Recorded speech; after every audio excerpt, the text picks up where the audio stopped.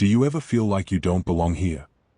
Alice had asked herself that question countless times, yet today, standing in the foyer of her family's house, it felt like the question was echoing through her chest, louder than ever. The old house, tucked away in a quiet suburb, smelled like family history, pot roast in the oven, the sharp tang of cleaning products, and something more, something sharp in the air. The smell of expectation. The smell of people who thought they knew her before she even opened her mouth. She was always the first to arrive, the last to leave. It was an unspoken rule. Alice, the niece they would never fully understand, would always be on the outside, no matter how hard she tried to fit in. Today, she almost didn't want to walk in. But she had to. It was family. Or at least, that's what she kept telling herself. The door opened with the familiar creak, and there they were, her aunt, uncle, cousins, all gathered around the dinner table, the conversation bubbling with excitement. But as Alice stepped inside, the chatter came to an abrupt halt. Her skin, too dark for some, too foreign for others, became the elephant in the room, as it always had. Her Aunt Clara, with her soft, porcelain skin and blonde hair, quickly smiled, but it wasn't the warm kind. It was that kind of smile that was a reflex. It didn't reach her eyes. "You're here early, Alice," her aunt said, gesturing to the dining room as though Alice was a guest she had to entertain rather than family she was supposed to embrace. Alice nodded, pushing back the weight that was already settling in her chest. She had spent years learning to mask the discomfort, years trying to silence the voice inside that kept reminding her she was the other, the outlier in this room of people who, despite being her blood, would never fully understand what it meant to be black in a world that told you, daily, that your skin was something to apologize for. "Yes, I got off work early," Alice said, forcing a smile. "Good," her aunt replied, scanning her from head to toe. Alice couldn't shake the feeling that her aunt's eyes were flicking over her clothes, her hair, her skin, mentally grading her, assessing her. "You know, honey, your dress is quite bold for a family dinner. You sure it's not too much?" Alice froze. The question wasn't a surprise. She had been hearing it, or something like it, for as long as she could remember. Every inch of her seemed to be under scrutiny by her relatives, scrutinized in ways that were different from the way they examined each other. She could never quite place her finger on it. Maybe it was the way they expected her to blend in more, to be less black, less noticeable. Her mother, God bless her, had always tried to shield Alice from the worst of it. "You're a queen, honey," her mom had told her, "and no one can take that from you." But Alice didn't feel like royalty in this house. She felt like a foreigner in her own skin. "It's just a dress, Aunt Clara," Alice replied, forcing calm into her voice. "I'm comfortable in it." Clara smiled, but there was something cold in it. "Of course, dear. Just remember, appearances matter." Alice's heart tightened, but she forced the smile to remain. This was how it always went. Her aunt would say something passively judgmental, her cousins would exchange glances, and Alice would remain quiet, swallowing her discomfort. It was the cost of being part of a family that didn't really see her. Not fully, not the way they saw each other. She set down her coat on the couch and walked toward the dining table, where everyone had gathered, already discussing things that felt so far removed from her life. Talk of vacations to European cities, new homes, promotions at jobs Alice had never heard of. Everyone in this family seemed to have their place in the world, their place in society. Everyone, except Alice. "Sit, sit," her Uncle Richard said, gesturing for her to join the table. His graying hair and perfectly pressed suit gave him an air of authority, of old money, and Alice had learned long ago to respect that authority. He never looked at her the same way he looked at his own children. There was always a look in his eyes, like she was the other, something he hadn't quite figured out yet. "How's work?" he asked, after a long, awkward pause. "You still with that tech company? I bet you're having a rough time, huh? A woman in tech, especially you, Alice? Well, you know how it is. They don't always give you the respect you deserve, do they?" Alice's face tightened. She could feel her blood beginning to boil. But she had heard it all before. The subtle insinuations, the casual dismissal. "I'm doing well," Alice replied, as calmly as she could. "I've been promoted, and I'm leading a new project. It's a good time for me." "That's good. That's really great," Richard said, but his words lacked the conviction they should have had. His eyes, though, were glinting with something she couldn't quite place. Maybe it was pity. Maybe it was skepticism. Alice sat down, silently seething, wishing she could leave. She wanted to scream, to shake them all and tell them how tired she was of pretending. But instead, she took a deep breath. "I am a queen," she reminded herself, the words her mother had said ringing in her head. "And no one can take that from me." Alice's family hadn't always been this way. There was a time when she believed that family meant unconditional love. But that was before she understood the weight of the differences between her and them. Before she understood how deeply racism, even casual racism, permeated every corner of her life. Her mother, a beautiful woman who had worked tirelessly to provide for Alice, had always tried to shield her from the worst of it. Raised in a small, tight-knit black community, Alice's mother had fought to give her daughter the best education, the best opportunities.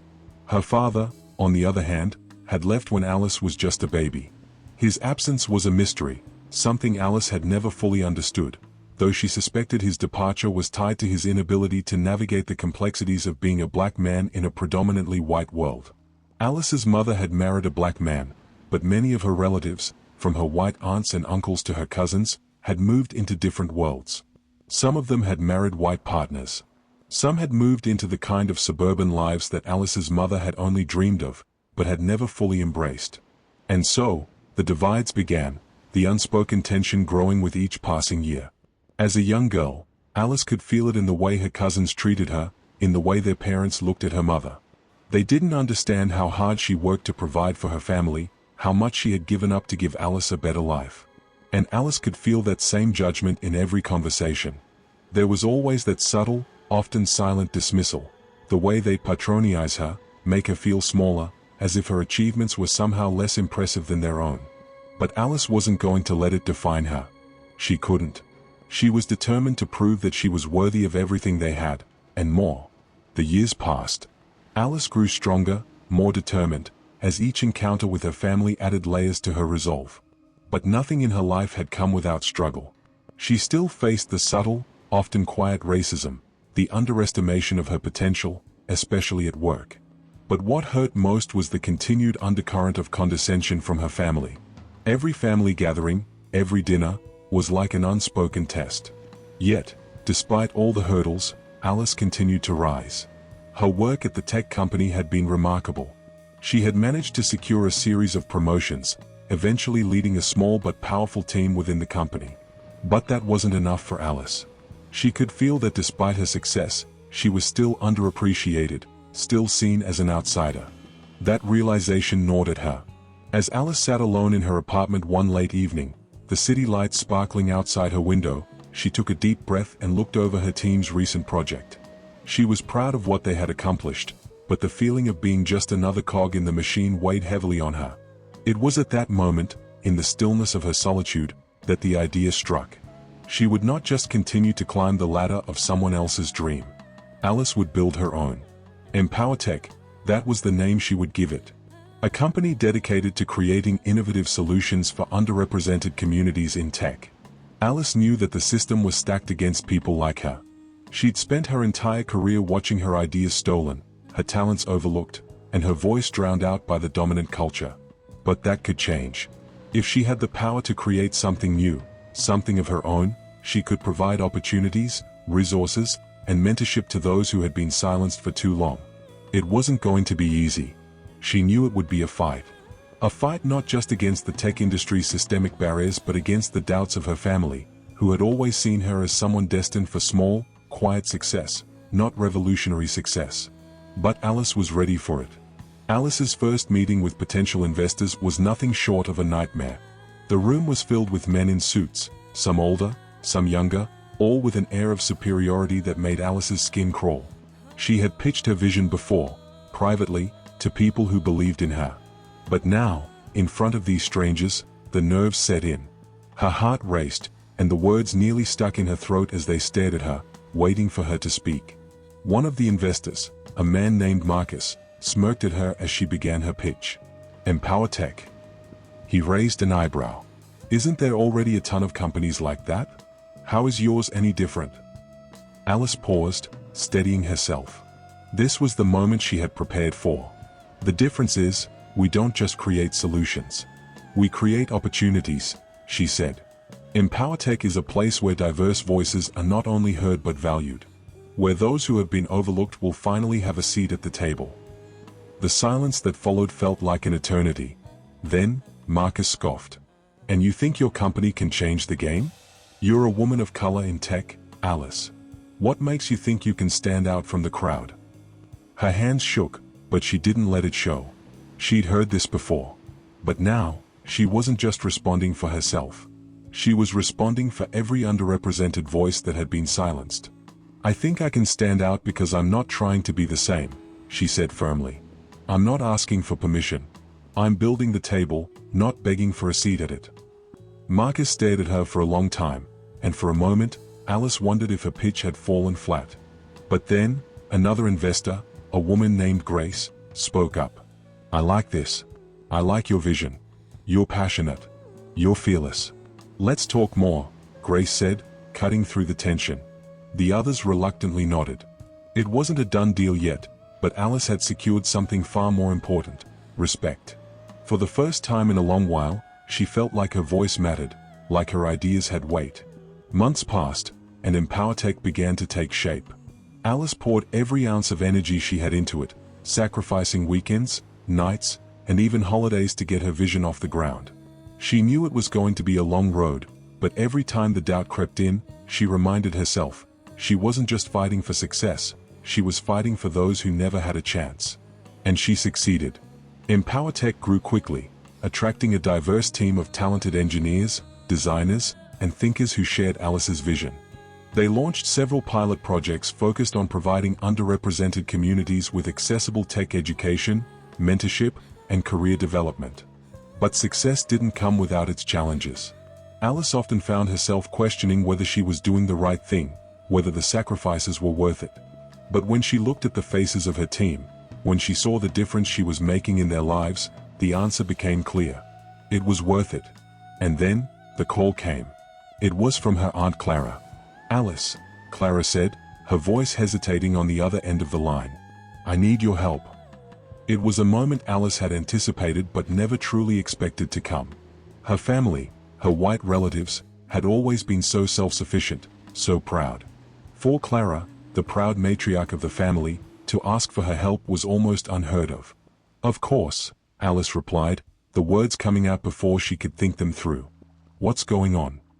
Clara explained that her family's wealth had been dwindling. Uncle Richard's business had failed, and they had made some bad investments. Now, they were struggling, and they needed Alice's help to get them back on their feet. Alice felt a mix of emotions. Anger, resentment, but also, something softer, something that reminded her of her mother's endless patience and love. I'm not going to bail you out, Alice said after a long pause. But I can help. EmpowerTech is offering mentorship and investment to small businesses. We can work together on a plan to get you back on your feet, but I'm not just handing you money. You have to work for it. There was silence on the other end. Then, Clara's voice broke. I know we haven't always treated you the way you deserved, Alice. But we've made a lot of mistakes. Can you help us anyway? Alice took a deep breath. She wasn't sure what would come of this, but she knew one thing. She wasn't the girl they once looked down on. Now, she was the one with the power. And it was time for them to see her for who she truly was. Yes, Alice said. I'll help. But this is my time now. You'll respect that. The transformation was slow, but Alice's family eventually came to realize the truth. Her rise, her independence, her decision to create something for herself had made her far stronger than they had ever anticipated. It was a long road of growth and confrontation, but Alice's influence, and her sense of self, had become undeniable. Her success was no longer measured by the approval of others. It was measured by the strength of her vision, her courage, and her ability to create change in a world that tried to silence her. And for the first time in her life, Alice felt like she truly belonged, not because her family accepted her, but because she had finally accepted herself. Alice sat at her desk in the small but cozy office that she'd worked tirelessly to build from the ground up. The soft hum of the city outside seeped through the glass windows, but inside the space, there was only quiet determination.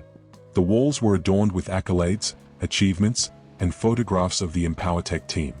But one photo stood out more than the rest, a black and white portrait of Alice herself, captured in a candid moment during the early days of the company. She was standing in front of a whiteboard, scribbling down ideas, her face focused, her posture upright. In that photo, she didn't just look like a leader, she looked like someone who had weathered storms, who had fought for every inch of success. She ran a hand through her hair, now a bit longer than she remembered, and leaned back in her chair, staring at the picture. The weight of everything she had accomplished, everything she had fought for, felt like a blanket she could finally breathe under. The last year had been a whirlwind. EmpowerTech had grown exponentially, drawing attention from investors, big companies, and even the media. Alice had navigated the highs and lows with the grace of someone who had always known that success wasn't just about what was on paper, but what you could build with your hands. The long nights, the endless meetings, the self-doubt, all of it had culminated in this moment. And for the first time, she allowed herself to truly feel proud. Not just proud of the company she had built, but proud of the woman she had become. But as she sat there, her phone buzzed, pulling her from her reverie. It was a message from her cousin, Sarah. "Hey Alice, family dinner this weekend. Would love to see you. We're all proud of you." Alice stared at the message, the words seeming to float on the screen, taunting her with their casualness. Proud of you. The words felt hollow. The family she had grown up with, the ones who had questioned her every step, who had subtly dismissed her, now wanted to acknowledge her success? Now, they wanted to be part of her life? She clenched her jaw, fingers tapping the table. The emotions were still there, the hurt, the memories of sitting at that same family table, years ago, trying to prove that she was worth more than their silent judgment. That she belonged. But their approval never came. She had fought so hard to earn their respect, only to realize that it wasn't their validation she needed. It was her own. And that lesson had been hard-earned. The phone buzzed again. Another message, this time from her aunt, Clara. "Alice, I think it's time we catch up. I see how far you've come, and I want to support you. Maybe we can talk about the company?" Her aunt, the one who had once criticized her choice of clothes, the one who never truly understood the sacrifices Alice had made, now wanted to talk about her company. Alice could almost hear Clara's voice in her head, the same tone she had used years ago, pretending to be warm, pretending to care. But Alice wasn't fooled anymore. She wasn't the girl who needed their approval, their love, or their acceptance. She accepted the invitation, and on the day they treated her like a queen.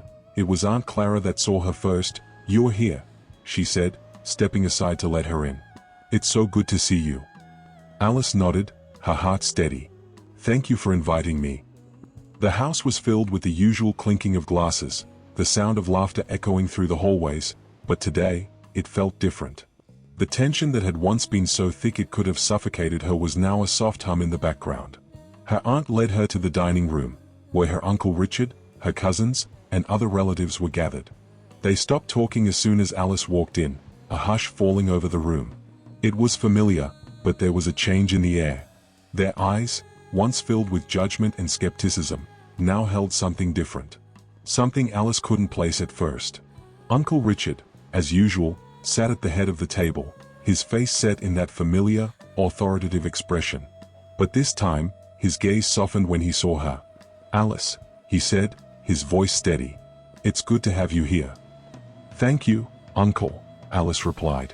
She pulled out the chair at the end of the table and sat down, looking around at all the familiar faces. Her cousins, Sarah and Peter, who had always been so quick to dismiss her accomplishments in the past, now looked at her with something resembling respect. It was subtle, but it was there. Her Aunt Clara, busy serving food, smiled at her. "We've all been hearing about your work. EmpowerTech, was it? Big things, huh?" Alice nodded, her calm exterior belying the storm of emotions swirling inside her. "Yes. Things are going well. We've made some big strides in the industry. But it's been a journey." Her cousin Sarah, who had once ridiculed her for wanting to make a name in tech, glanced at her nervously, then cleared her throat. "Alice," she said, her voice quieter than usual, "I just wanted to say, I'm really proud of you. We didn't always understand. But now, seeing what you've built, it's impressive. We all underestimated you." The words were slow, careful, but they were real. The room went silent as Sarah continued, her face flushed with an uncomfortable honesty. "I guess we were wrong. About you. About what you could do." Alice took a moment, letting the words sink in. She could see it in the faces around the table, a mix of regret, guilt, and something new, something that hadn't been there before: respect. Her Uncle Richard cleared his throat, glancing at his children, before addressing Alice. "You know," he began, his voice more vulnerable than Alice had ever heard it, "I've been in this business for decades. And I can tell you, it's not easy to rise to the top, especially for someone in your position. We've all had our blind spots. And well, I think I speak for all of us when I say we didn't fully appreciate what it took for you to get here." Alice's heart swelled. She hadn't expected this, not like this. "Thank you, Uncle. That means a lot to me." Aunt Clara, who had always been the most passive-aggressive, now looked at Alice with a softness Alice had never seen before. I think we've all learned something tonight. It's hard, sometimes, to see beyond our own experiences. But you've shown us what it means to break barriers, to rise above. And I admire that." The words hung in the air, heavy but sincere. Alice could feel the change, the unspoken apology in their eyes. It wasn't perfect. It wasn't a grand, sweeping gesture of complete understanding. But it was enough. She glanced around the table again, meeting each of their eyes. "I've spent so much of my life trying to prove myself to you," Alice said softly. "But the truth is, I didn't need to prove anything. I was already enough." Her voice wavered just slightly, but she kept it steady. "I didn't need your approval. I only needed to believe in myself." The dinner continued, the conversation flowing more freely than it ever had before. Alice didn't have to listen for the subtle digs, the undercurrents of disbelief. They were all there, in that moment, trying to be better, to acknowledge the truth they had overlooked for so long. And for the first time in a long while, Alice realized that she didn't need to change them. She didn't need their validation. She had built something on her own, without their support, without their understanding. She had built it because she believed in herself. And that, in the end, was all that really mattered. Alice left that dinner with a quiet sense of fulfillment. It wasn't about the apologies or the acknowledgement of her success. It was about the realization that she had made it on her own terms. The respect she had longed for from her family had come, but it had come when she stopped seeking it. She had become someone who didn't need approval to know her worth. And that was the true triumph. If you enjoy this story, please like, comment and subscribe. Until next time, stay curious, who knows what story we will uncover next.